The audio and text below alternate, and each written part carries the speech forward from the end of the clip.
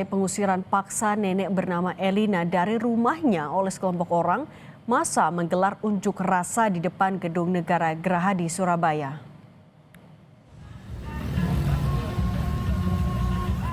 Salam satu jari. Salam satu jari. Ayo.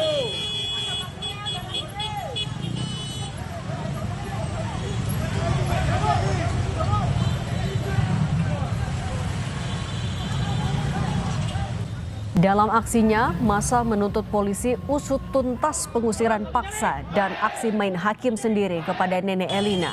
Massa juga meminta pemerintah segera membubarkan ormas anarkis yang kerap melakukan aksi premanisme meresahkan warga. Dalam aksi pengusiran paksa, pelaku juga merobohkan rumah nenek berusia 80 tahun di Surabaya.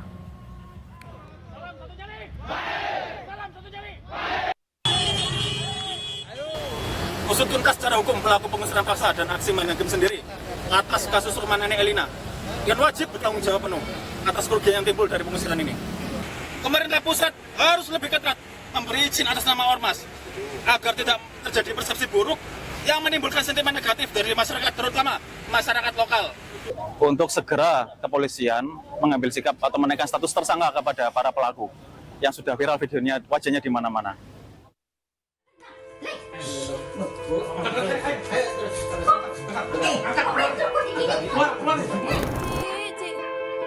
Usai jadi korban pengusiran paksa di kediamannya, Elina Wijayanti, nenek berusia 80 tahun, tinggal sementara di indekos miliknya di wilayah Balongsari, Surabaya.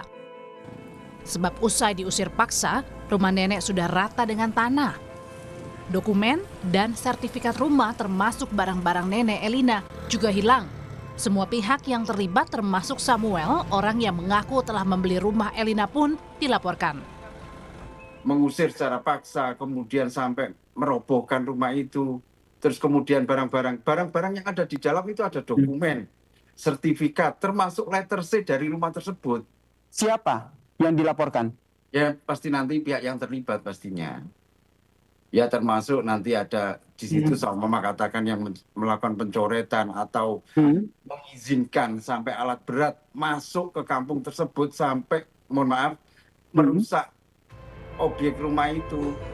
Saya sudah dengan baik-baik. Wali Kota Surabaya Eri Cahyadi mengecam pengusiran paksa rumah nenek Elina. Eri bilang penyelesaian sengketa kepemilikan rumah atau lahan seharusnya ditempuh melalui jalur hukum, bukan dengan cara kekerasan, sebab Indonesia adalah negara hukum. Dia sudah membeli. Satu sisi nenek mengatakan bahwa ini masih rumah beliau. Ketika terjadi hal seperti ini, ketika ada pembelian, maka lakukan secara hukum. Apapun yang terjadi, apakah itu miliknya Pak Samuel pun, kalau Pak Samuel benar, maka tidak boleh melakukan kekerasan seperti itu. Karena ini juga melanggar hukum. Maka kita lakukan, ini negara hukum, ya kita berjalan sesuai hukum. Maka saya tawarkan Pak Marji. Usai viral di media sosial pengusiran paksa rumah nenek Elina, sejumlah orang dari Ormas Madas mendatangi tempat indekos nenek Elina di kawasan Balongsari. Mereka membantah terlibat dalam aksi itu. Koordinator Ormas pun mengecam tindakan pengusiran paksa tanpa adanya hukum yang jelas. Tim Liputan, Kompas TV.